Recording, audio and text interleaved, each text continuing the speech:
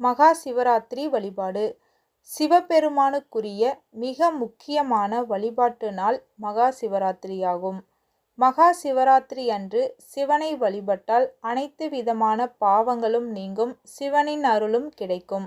மகா சிவராத்திரி அன்று இரவில் கண் விழிக்க வேண்டும், விரதம் இருக்க வேண்டும். ஆனால் எந்த நேரத்தில் கண் விழித்து என்னென்ன காரியங்கள் செய்தால் பாவம் நீங்கும் என்பது பலருக்கும் தெரியாது.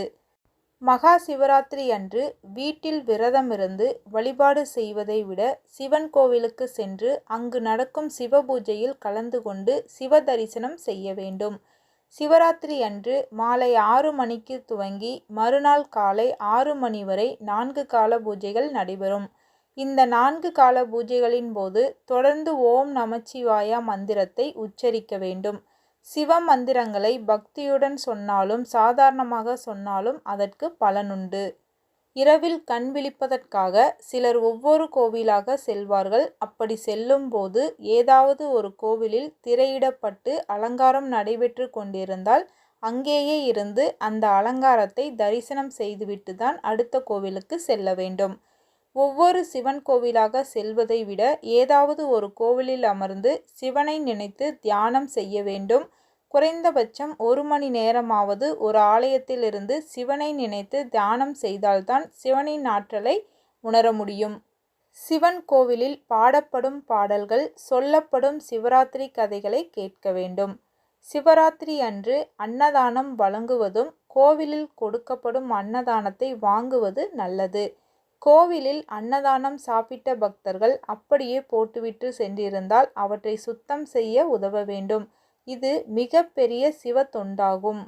மகா சிவராத்திரி பூஜைக்கு அபிஷேகத்திற்கு பொருட்கள் வாங்கி கொடுக்கலாம், வில்வம் வாங்கி கொடுக்கலாம். ஒரே ஒரு வில்வமாவது சிவனுக்கு சாற்றி வழிபட வேண்டும். மகா சிவராத்திரி அன்று இரவு சிவ தரிசனம் செய்வதால் இதற்கு முந்தைய பிறவிகளில் செய்த பாவங்கள் மட்டுமல்ல, இந்த பிறவியில் தற்போது வரை செய்த பாவங்கள் அனைத்தும் நீங்கி சிவனின் அருளை பெற முடியும். ஏதாவது சிவலிங்கம் கவனிப்பாரற்று இருந்தால் அதற்கு ஒரு கை அளவாவது தண்ணீர் எடுத்து ஊற்றி அபிஷேகம் செய்தால் கூட சிவனின் அருள் கிடைக்கும். இரவு முழுவதும் கண் விழிக்க முடியாவிட்டாலும் 3வது மற்றும் 4வது காலங்களில் கண்டிப்பாக கண் விழிக்க வேண்டும். 3ஆம் கால பூஜை என்பது முக்தியை தரக்கூடியதாகும். இந்த நேரத்தில் சிவ பூஜை செய்வதும் சிவ தரிசனம் செய்வதும் மிக மிக சிறந்தது.